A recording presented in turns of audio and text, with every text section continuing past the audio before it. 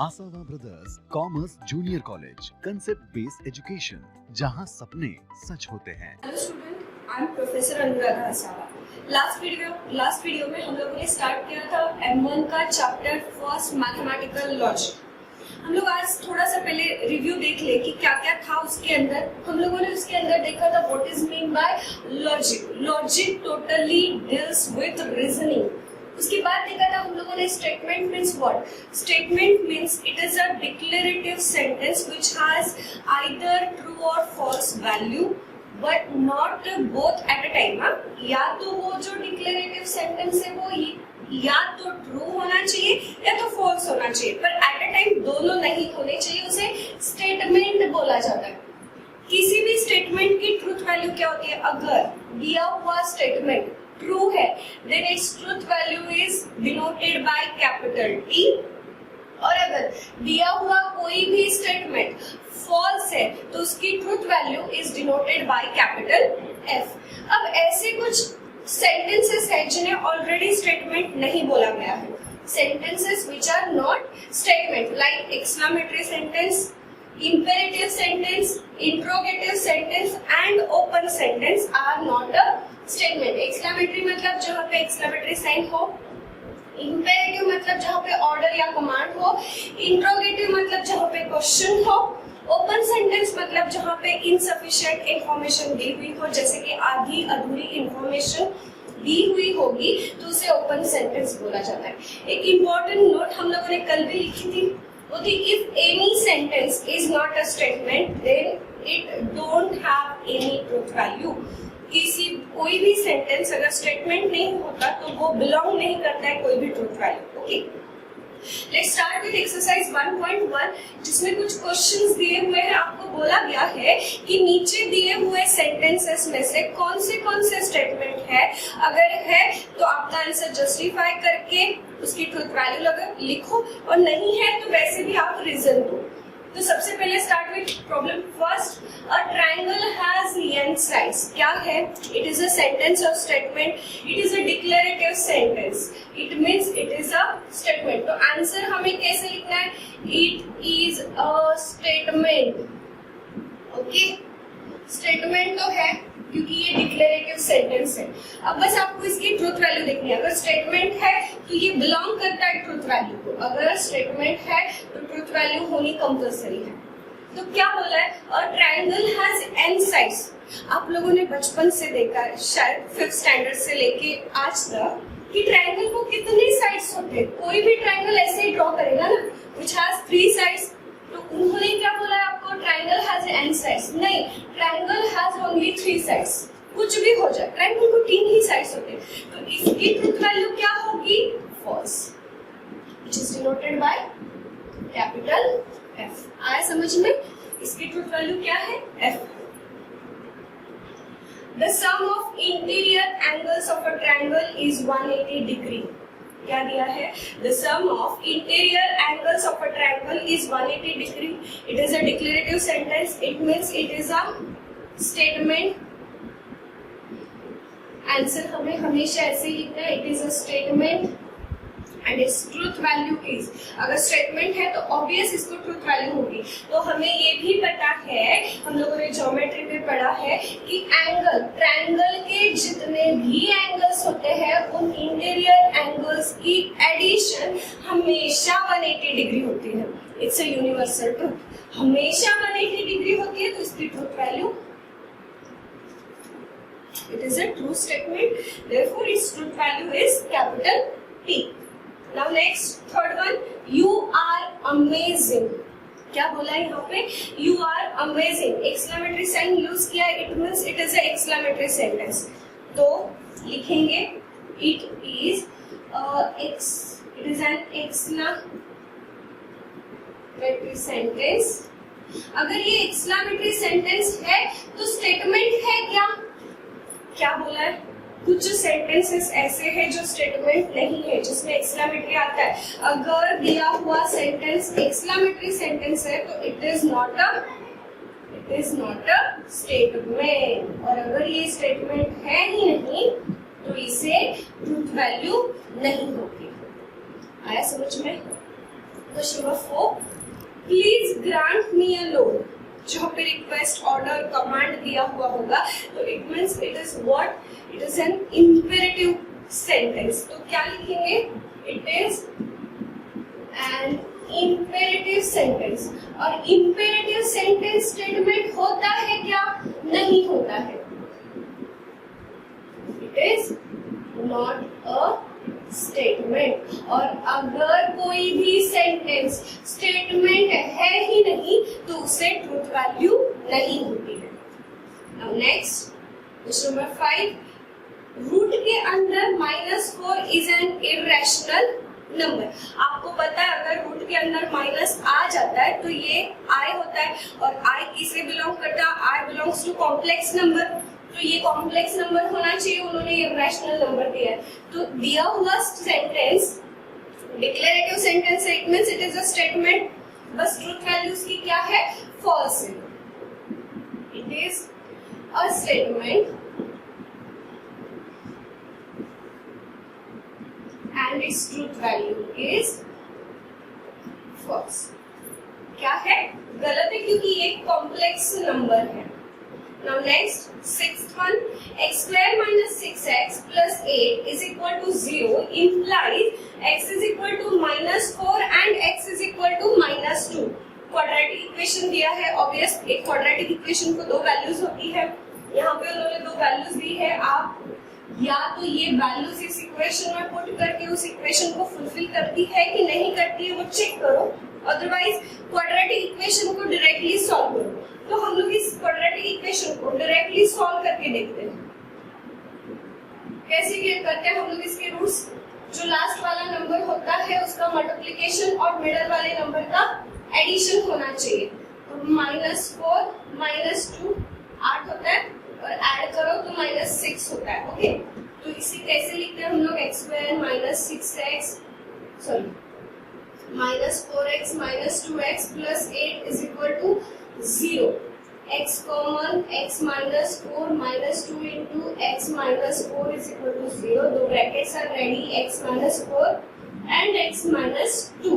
Therefore we get the value of x is 4 and 2। क्या मिलती है, 4 और 2, ना कि -4 and -2।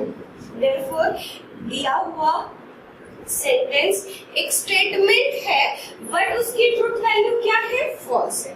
दिया हुआ sentence it is a statement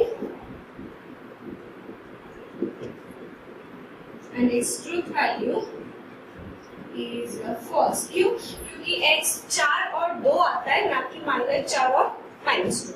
आया समझ में। ऐसे ही सम और questions are there in exercise 1.1 जो कि आप इजीली सॉल्व कर सकते हो। आपको बस इसी ट्रिक से सॉल्व करना है, या फिर आपके बुक के अंदर एक एक्टिविटी दी है, वैसा भी अगर आप बॉक्स बना के, टेबल बना के भी सॉल्व करते हो तो भी चलता है।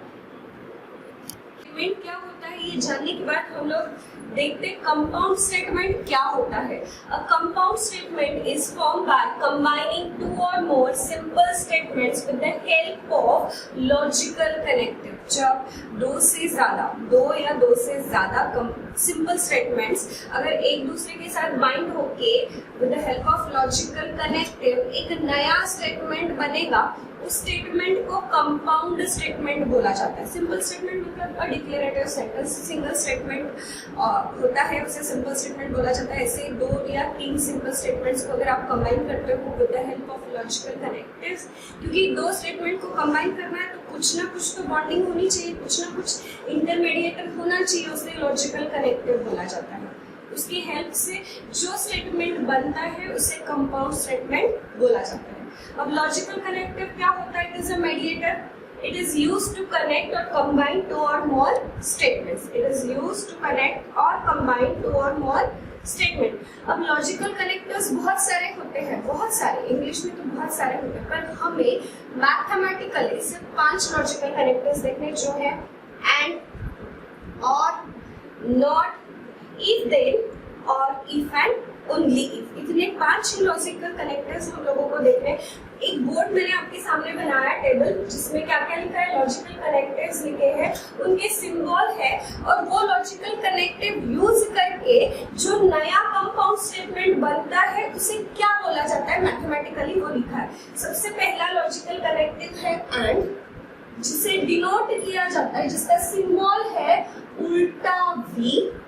और जब लॉजिकल कनेक्टिव एंड यूज करके कोई नया कंपाउंड स्टेटमेंट बनाया जाता है, उस कंपाउंड स्टेटमेंट को बोला जाता है कंजंक्शन।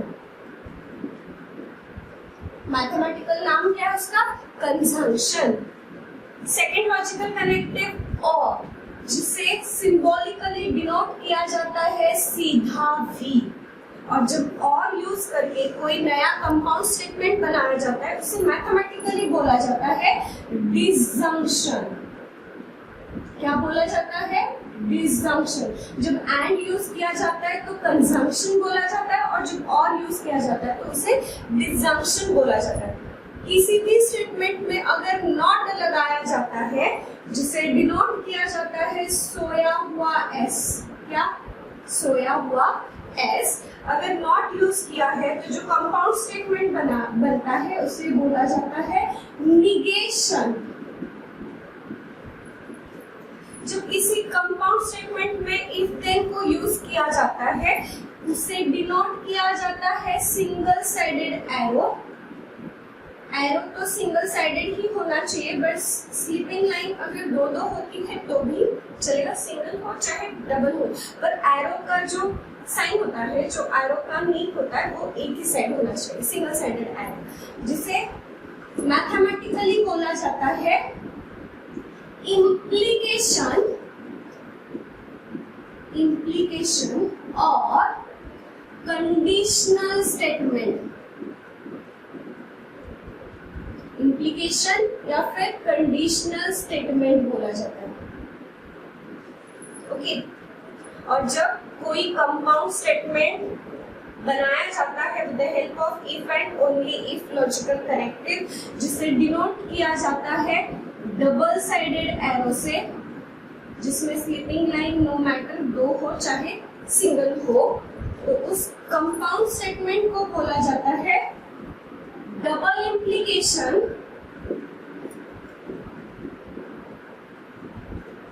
या फिर बाय कंडीशनल स्टेटमेंट।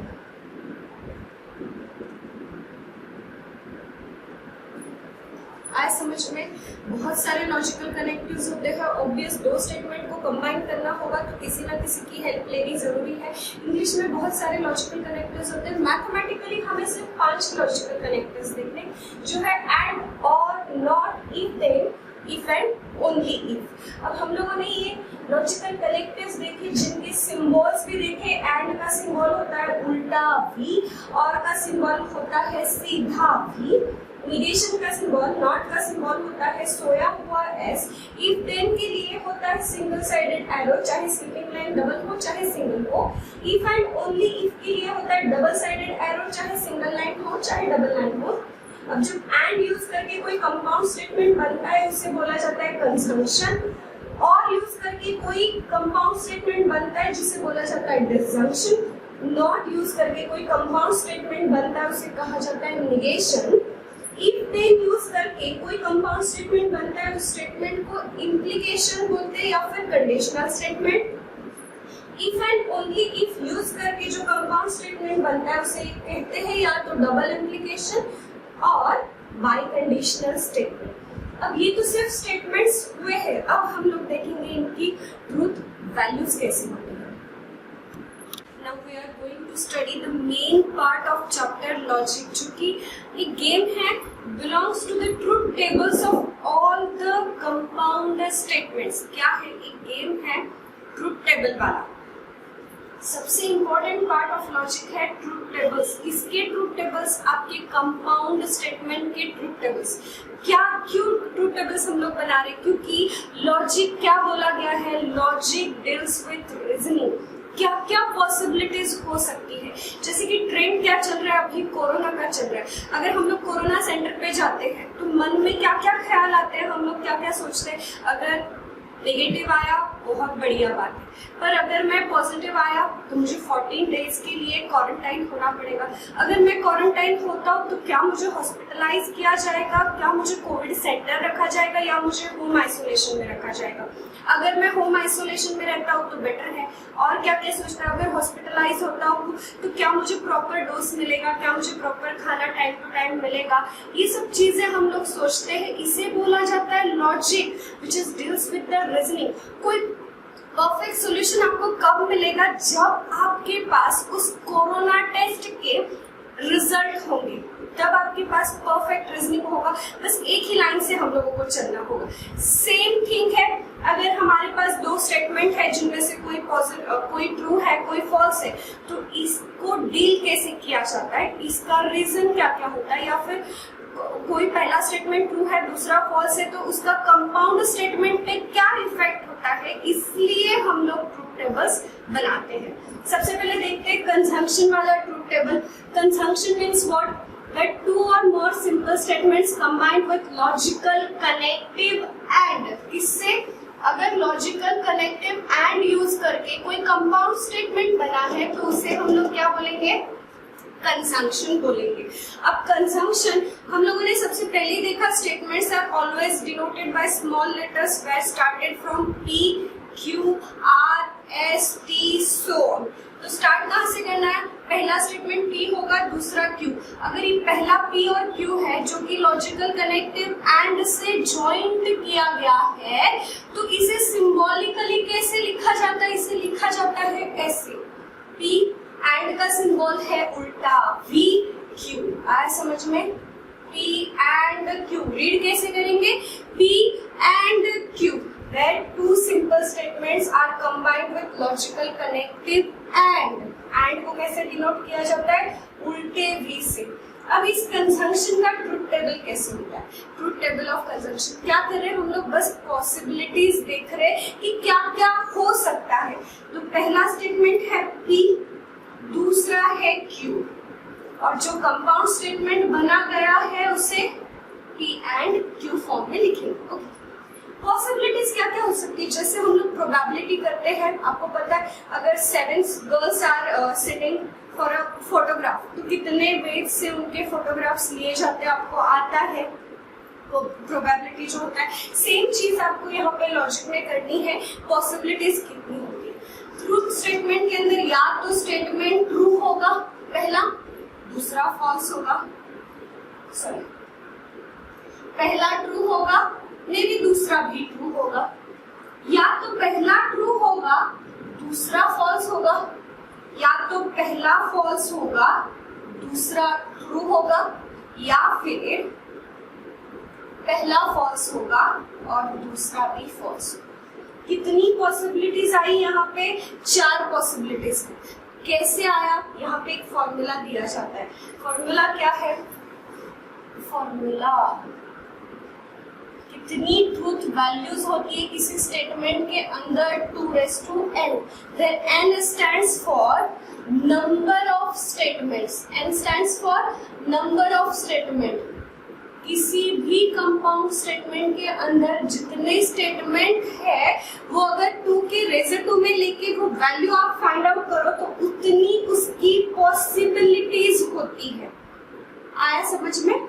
तो हम लोगों ने पॉसिबिलिटीज लिखी है। आपको हर बार जब भी आप कोई नया कंपाउंड स्टेटमेंट का ट्रूथ टेबल बनाओगे, हर बार पहले P, सेकेंड स्टेटमेंट Q, हर बार P के कॉलम में आपको 2 ट्रू 2 फॉल्स लिखने और Q के कॉलम में ट्रू फॉल्स लिखने। ओके, ये चेंज नहीं होता है, चेंज होता है आपका कंपाउंड स्टेटमेंट की पॉसिबिलिटीज। ओके, जब दोनों की दोनों ट्रू होंगे तो कंजंक्शन की ट्रूथ वैल्यू ट्रू होती है।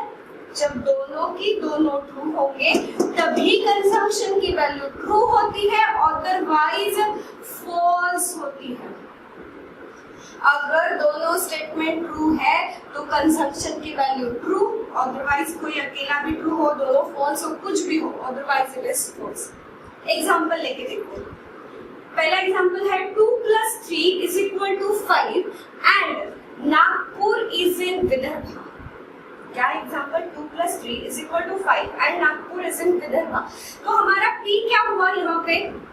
P है हमारा पहला स्टेटमेंट 2 + 3 = 5। ओके, Q क्या है जो कि सेकेंड स्टेटमेंट है? सेकेंड स्टेटमेंट क्या है? Nagpur is in Vidarbha.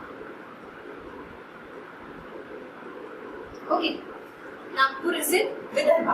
और लॉजिकल कनेक्टिव कौन सा यूज किया है? एंड यूज किया है। तो इसे सिंबॉलिक फॉर्म में कैसे लिखेंगे? Symbolic form is P and Q। Okay, अब अगर आपको इस स्टेटमेंट की ट्रुथ वैल्यू फाइंड आउट करनी है, क्या कर रहे हैं हम लोग? ट्रुथ वैल्यू फाइंड करने के लिए ट्रुथ टेबल्स बनाए। याद आ रहा है आपको?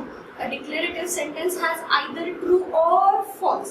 तो ये डिक्लेरेटिव सेंटेंस तो है, पर दो डिक्लेरेटिव सेंटेंस का कॉम्बिनेशन है। ओके, तो इसकी जो ट्रुथ वैल्यू होती है वो ट्रुथ टेबल के थ्रू फाइंड आउट की जाती है, डायरेक्टली नहीं फाइंड आउट की जाती। अब अगर आपको इस कंजम्पशन वाले स्टेटमेंट की ट्रुथ वैल्यू फाइंड आउट करनी है, तो जो पहला स्टेटमेंट है 2 + 3 = 5, ऑब्वियस सही बात है, तो इसकी ट्रुथ वैल्यू क्या है? True. Nagpur is in Vidarbha, obvious Nagpur Vidarbha में ही है, तो इसकी ट्रुथ वैल्यू भी क्या है? ट्रू।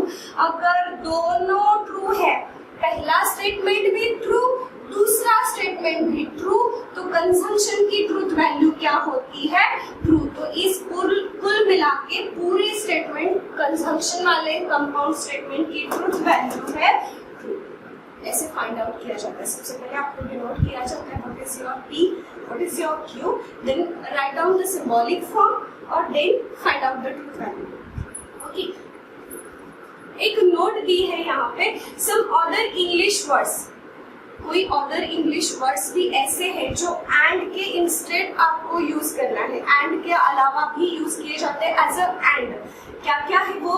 दो, येट, मोरेबा, स्टिल, बट। ये ऐसे 5 और इंग्लिश वर्ड्स है जो लॉजिकल कनेक्टिव की जैसे यूज किए जाएंगे। जैसा एंड है सेम उनका भी प्रोनाउंस एंड जैसे ही होगा। मतलब अगर दो भी आता है तो आपको उल्टा भी लिखना है, अगर बट भी आता है तो आपको उल्टा भी ही लिखना है, अगर स्टिल भी आता है तो आपको उल्टा भी ही लिखना है, और अगर एट भी आता है तो भी आपको उल्टा भी ही लिखना है। एक और एग्जाम्पल है यहाँ पे, every square is a rectangle. Every square is a rectangle but area of a circle is 2 pi r। तो but है, it means it is a conjunction, मतलब and की जगह पे यूज किया गया है। तो हम लोग कैसे लिखेंगे? P है हमारा every square is a rectangle। Q क्या है हमारा? area of a circle is 2 pi r। और सिंबॉलिक फॉर्म क्या है? सिंबॉलिक फॉर्म कैसे लिखेंगे? बट यूज किया है तो एंड वाला ही सिंबल यूज करेंगे, तो P and Q, this is our symbolic form. और अगर आपको ट्रुथ वैल्यू फाइंड आउट करनी है, ट्रुथ वैल्यू अगर फाइंड आउट करनी है, तो every square is a rectangle. Obvious every square is a rectangle, but every rectangle is not a square. तो ये यूनिवर्सल ट्रुथ है जो कि ट्रू है। और एरिया ऑफ अ सर्कल क्या होता है? Area of a circle it is pi r square. ये क्या है? Perimeter of a circle. तो इसकी ट्रुथ वैल्यू क्या है? फॉल्स। ओके, अगर पहला स्टेटमेंट ट्रू होगा और दूसरा फॉल्स होगा तो उसके कंजम्पशन की वैल्यू क्या होती है? फॉल्स होती है। आपको एक चीज याद रखनी है, कंजम्पशन में क्या होता है एंड के लिए, अगर दोनों स्टेटमेंट ट्रू होंगे तभी ट्रू होता है, अदरवाइज सारी पॉसिबिलिटीज के लिए आपको फॉल्स ही लिखना है। समझ में आया? पहला ट्रू है, दूसरा फॉल्स है, पहला फॉल्स है, दूसरा ट्रू है, दोनों फॉल्स है, फॉल्स ही लिखना है। बस दोनों ट्रू होंगे तो ही ट्रू लिखो, अदरवाइज फॉल्स लिखो। ये हो गया कुल मिला के आपका कंजम्पशन। अब देखेंगे डिसजम्पशन। जैसा कंजम्पशन उसके opposite disjunction. If two statements P, Q are combined with logical connective or, then it is symbolically denoted by P सीधा भी Q। P और Q रीड कैसे किया जाता है? P और क्यू से रीड किया जाता है। अब इसका भी ट्रूथ टेबल बनेगा डिसजंक्शन का, क्योंकि एक कंपाउंड स्टेटमेंट है। जब तक सिंपल स्टेटमेंट रहेगा, जब तक डिक्लेरेटिव सेंटेंस रहेगा, तब तक कोई भी ट्रूथ टेबल नहीं बनेगा। पर जैसे ही वो सिंपल स्टेटमेंट कंपाउंड स्टेटमेंट का रूप बनाएगा, कंपाउंड स्टेटमेंट में कन्वर्ट होगा, वैसे ही आपको ट्रूथ टेबल की जरूरत होगी। तो ट्रूथ टेबल में क्या होते हैं, दो स्टेटमेंट है, P है, Q है, और उनका डिसजंक्शन है P और Q। आप पॉसिबिलिटीज लिखेंगे, पहले कॉलम में दो ट्रू, दो फॉल्स, दूसरे कॉलम में true false, true false. Okay, अब P और Q क्या होता है, एंड क्या होता है कि दोनों स्टेटमेंट्स ट्रू होंगे तो ही ट्रू लिखो, अदरवाइज फॉल्स। और के लिए होता है दोनों स्टेटमेंट में से कोई एक भी ट्रू होगा तो ट्रू लिखो, अदरवाइज फॉल्स। दोनों स्टेटमेंट में से कोई अकेला भी ट्रू होगा तो ट्रू लिखो, अदरवाइज फॉल्स। ओके, एग्जांपल देखते हैं। SRK इज एन एक्टर और 3 इज लेस देन 5। ऑब्वियस आपको पता है SRK एक एक्टर है, शाहरुख खान। इसकी ट्रूथ वैल्यू आपको फाइंड आउट करनी है, तो सबसे पहले P डिनोट करेंगे, SRK is an actor. Okay, Q क्या है हमारा, 3 is less then 5। Symbolic form क्या है, कौन सा लॉजिकल कनेक्टिव यूज किया है, और तो लिखेंगे कैसे, P और Q। और अगर ट्रूथ वैल्यू फाइंड आउट करनी है तो पहले स्टेटमेंट की ट्रूथ वैल्यू क्या है, ट्रू। दूसरे की क्या है, ऑब्वियस 3 इज लेस देन 5, 3 5 से छोटा ही है, वो भी ट्रू। तो उसका जो डिसजंक्शन बना है उसकी ट्रूथ वैल्यू क्या होगी, क्या बोलता है ट्रूथ टेबल ऑफ कंजंक्शन, वो बोलता है दोनों स्टेटमेंट में से कोई एक भी स्टेटमेंट ट्रू होगा तो उस डिसजंक्शन की वैल्यू ट्रू होती है, अदरवाइज फॉल्स। तो दोनों में से दोनों भी ट्रू है तो ट्रूथ वैल्यू क्या होगी, ट्रू। हम next example, sun rises in the east और 7 is less than 3। Obvious sun rises in the east, तो P क्या है हमारा, पहले P Q डिनोट कर लेते, सन rises in the east। Q क्या है हमारा, 7 is less than 3। Symbolic form क्या है, कौन सा लॉजिकल कनेक्टिव यूज किया है, और तो सिंबॉलिक फॉर्म में कैसे लिखा जाता है, P और Q। ओके, लिख दिया। उसके बाद ट्रूथ वैल्यू के लिए sun rises in the east सही है क्या, ऑब्वियस सही है। क्या 7 is less than 3, 7 3 से छोटा है क्या, नहीं, 7 3 से छोटा होता ही नहीं, तो इट इज फॉल्स। अब डिसजंक्शन का ट्रूथ टेबल क्या बोलता है कि दोनों स्टेटमेंट में से कोई एक भी ट्रू होगा तो उस पूरे कंजंक्शन की ट्रूथ वैल्यू होती है ट्रू। दोनों में से कोई एक भी ट्रू है, ट्रूथ वैल्यू आया समझ में। ये है आपका कंजंक्शन और डिसजंक्शन। सम मोर कंपाउंड स्टेटमेंट जो कि हम नेक्स्ट वीडियो में देखेंगे। तब तक के लिए आप इनकी प्रैक्टिस करोगे और प्रॉपर लिखोगे। Thank you so much.